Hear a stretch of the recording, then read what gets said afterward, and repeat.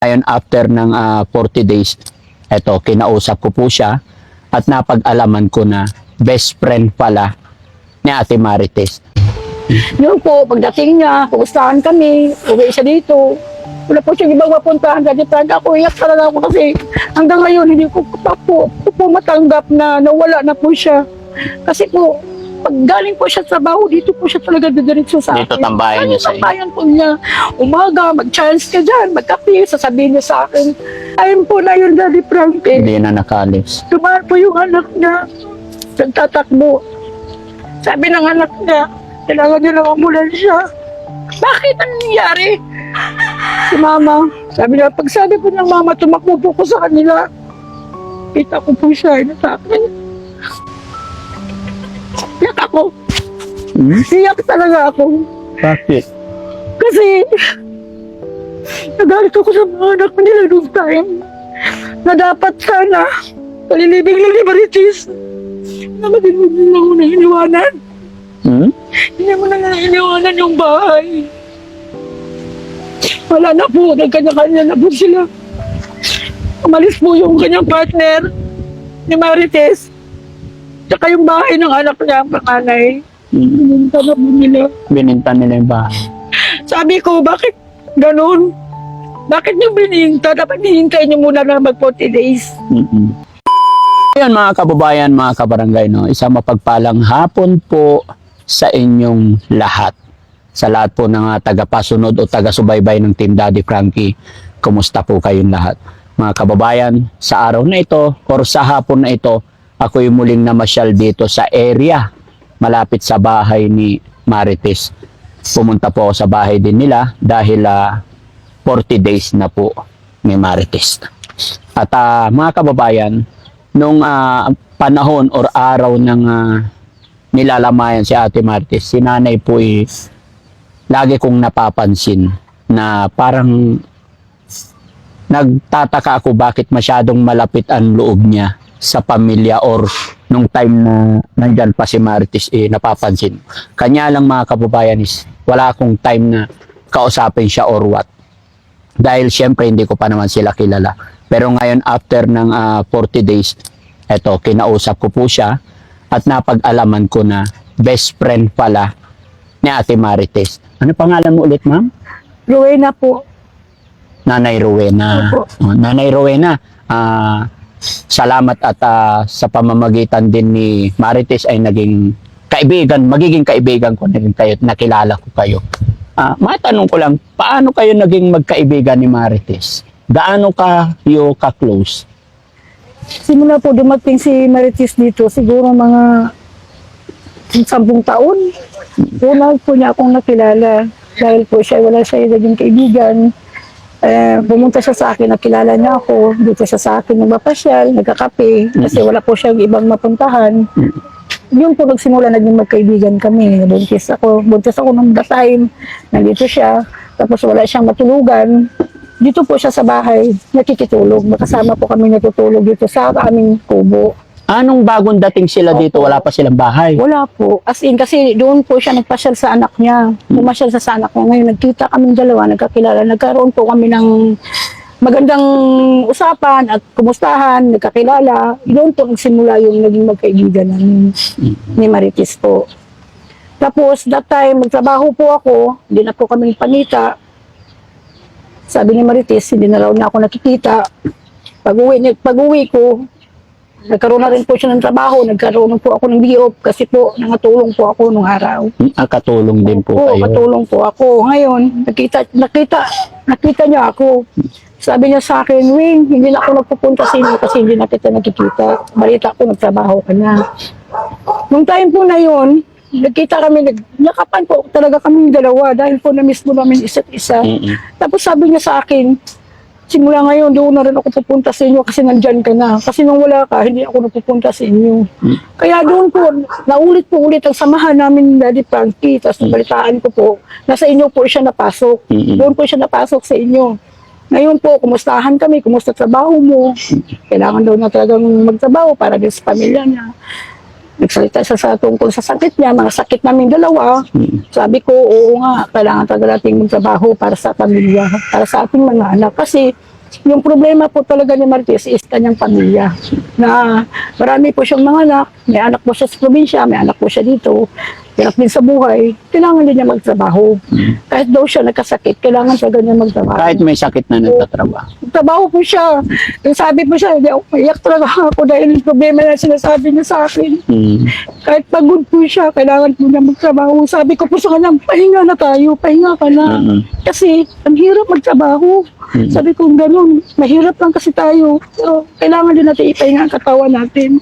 Pero nung panahon na yun, na nagkwento po siya sa akin, parang kakaiba na po yung karamdaman niya. Sabi ko, ikaw ba nag-maintenance ka? Ininom mo ba yung gamot mo? O, sabi ko, magpahinga ka na kaya. Sabi ko gano'n sa kanya, hindi, kailangan ko talagang magtrabaho. Sabi niya, anong trabaho mo? Doon ako kadali Frankie. Magaan naman ang trabaho. At maano ka naman daw sa pagdating sa pera. Kasi kailangan po talaga niya yung time na yun. Kasi may pinaaral po talaga siya. Yun po, pagdating niya, pugustahan kami, uwi siya dito. Wala po siyang ibang mapuntahan. Kasi ako, iyak talaga ako kasi hanggang ngayon, hindi ko po matanggap na nawala na po siya. Kasi po, pag galing po siya sa trabaho, dito po siya talaga didiretso sa akin. Dito tambayan niya sa iyo. Tambayan po niya. Umaga, mag-chance ka dyan, magkape, sasabihin niya sa akin, Well, nagkape ka na ba? Wala, ikaw, nagkape ka na ba? Hindi, sige, babalik ako, magdala akong kape. Dito, nagkape po kami ka ng Frankie. Tapos, pustahan na naman kami, tutulog ka lang dyan, ipahinga mo lang yung sarili mo dahil yung problema po niya talaga sa akin po talaga niya. Yung mga problema ni Nancy. Pinaproblema talaga niya yung mga anak niya. Pinaproblema po talaga niya yung mga anak niya. Tapos nung time, nung panahon naman na last time na umuwi siya, nagpasundo siya sa kanyang partner, sabi niya, uwi daw siya nung time na yun. Nag-chat siya sa akin, uwi ako, alas 11, nandiyan ako. O sige, sabi ko, antayin kita sa bahay. Sabi ko, sabi niya, sabi, dyan ako kakain, dyan tayo mananghalian ko. Salamat, antayin kita. Pero nung umuwi na po siya, pumunta pa po dito yung ano niya, yung jowa niya, yung partner niya, nanguha ng sili. Sabi ng partner niya, sabi ko, nandiyan na ba si Marites? Sabi niya, nandiyan na sa bahay, nagpahinga, naligo. Sabi ko, sabihin mo kay Marites, kailan ba siya babalik? Kaya ni Frankie, bukas daw ng umaga, babalik daw siya. Sabihin mo naman sa kanya, pumunta siya sa bahay, mag-usap muna kami bago siya umalis. Sabi ko, kasi namisto na siya. Tapos, noong time po na yun, Daddy Frankie, Hindi na nakalis. tumaan po yung anak niya, nagtatakbo. Sabi ng anak niya, kailangan niya ng ambulansya. Bakit ang nangyari? Si Mama, sabi niya, pag sabi ko ng Mama, tumakbo po ko sa kanila. Kita ko po siya, inatakot. Wala na pong buhay, siguro wala na, nagkoma. Iniisip ko, kuma lang. Tapos pinusuhan ko. Nalaglag pa nga yung pustiso niya. Tapos inisil ko lahat katawan niya. Mabuhay ka lang kasi hindi pa tayo nag-uusap. Wala na talaga. Wala. Kasi nung time na yun. Maraming pa kami sana dapat samahan na katagal. Pero yung time na na-revive ko, wala naman talaga siya. Siya po yung kaibigan ko, ako rin po yung kaibigan niya. Ibang kaibigan niya dito nagsiselos na nga dahil nga ako daw palagi. Ang sabi niya, wala siyang ibang kaibigan kundi ako lang. Ako ang nauna sa naging magkaibigan kami ni Marites. Si Marites, marami kaming samahan na hindi mo maano sa kanya. Siyempre sa hirap ng buhay, kailangan talaga na yung daming pumayod para sa pamilya. Pero napansin ko lang, bakit nagiba na yung bahay niya? Wala na yung bahay niya. Ano nangyari? Iyak ako. Hmm? Iyak talaga ako. Bakit?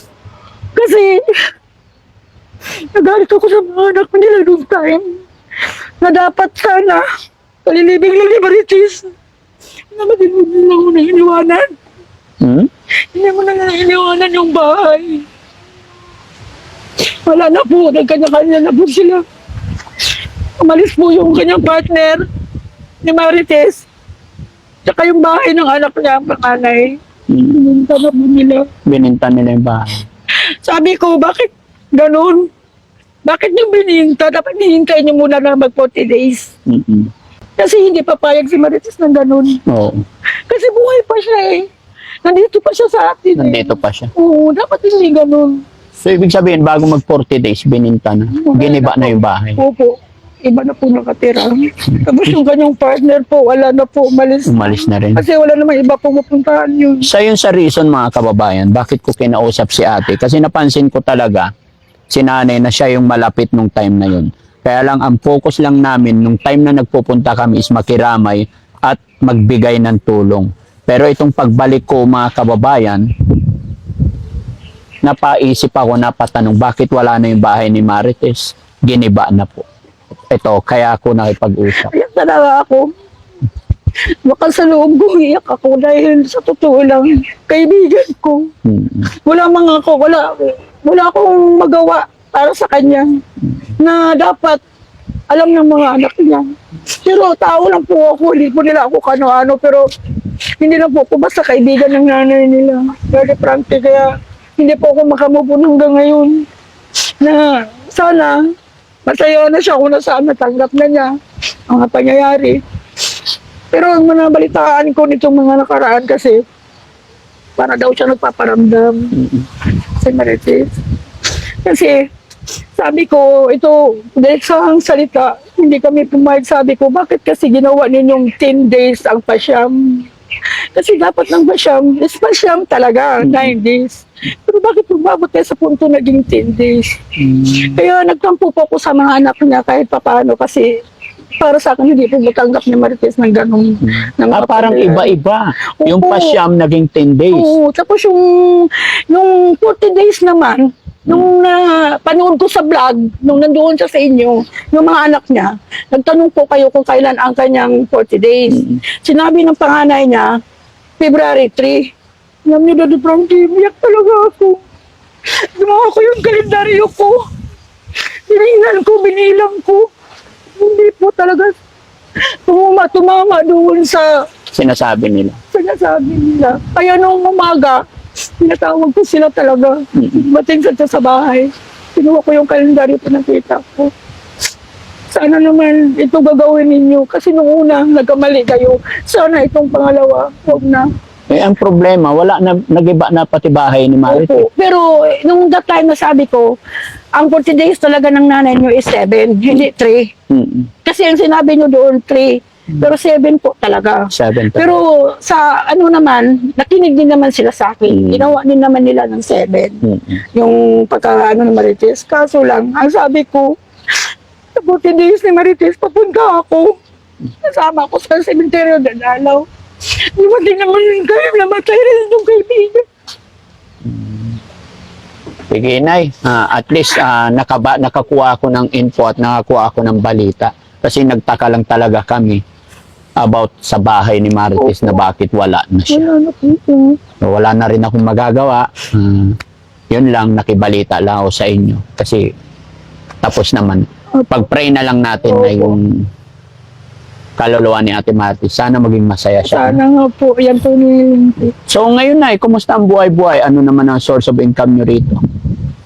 Ganun pa rin, Daddy Frankie. Gaano kahirap ang buhay dito? Hirap po. Lalong-lalo na po sa akin.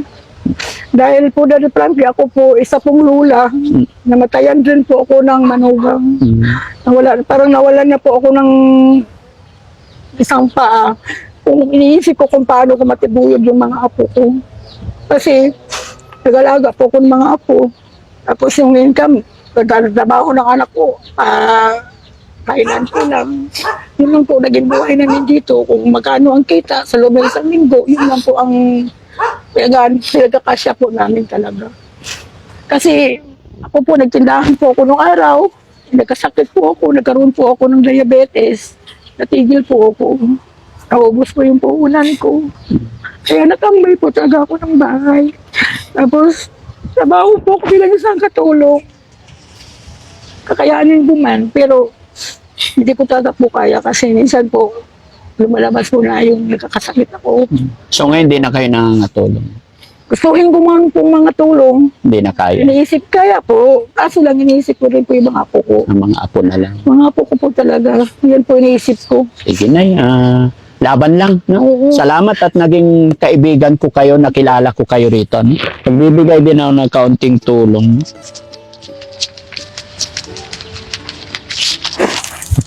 Nay, eto may bigay ako rito 5,000. Dali Frankie, nakakaya naman po sa inyo. Hindi ma'am, para sa inyo po yan. Sige po, tanggapin niyo po yan. Dali Frankie, nakakaya man sabihin ko, kailangan ko po talaga ito. Para po sa amin, para sa mga apo ko. Hmm. Wala pong trabaho ngayon ng anak ko. Yung mga apo ako. Laban lang na mga karaos din tayo. Salamat. Pasalamat lang tayo lagi kay God. Dali Frankie. Yan. Nakakaya man po sa binaging buhay namin. Hindi. Pero, taas loob po akong Okay lang hinahanap yun. po yung buhay. Alam ko, nakikita at mapapanood din tayo ni Marites ngayon. Alam ko, masaya din siya na kahit papano'y nakatulong ako sa kanyang kaibigan. Opo, no? maraming pong salamat. Yun lang Dali po. Frankie. No? So ayan mga kababayan, mga kabarangay. Isa po sa kaibigan ni Marites pala ang ating nakasalamuha ngayon. At ayon, nahibalita lang ako kay Ate Marites dahil nga nagulat ako na wala na yung kanyang bahay. At napag-alaman natin na ibininta na pala yung bahay na yon. So maraming salamat mga kababayan. Mabuhay po tayong lahat. God bless po. Maraming pong salamat. Dali Frankie, maraming pong salamat. Sana po magkaroon po pa kayo ng mga blessings. Magkatulong po kayo sa nangangailangan.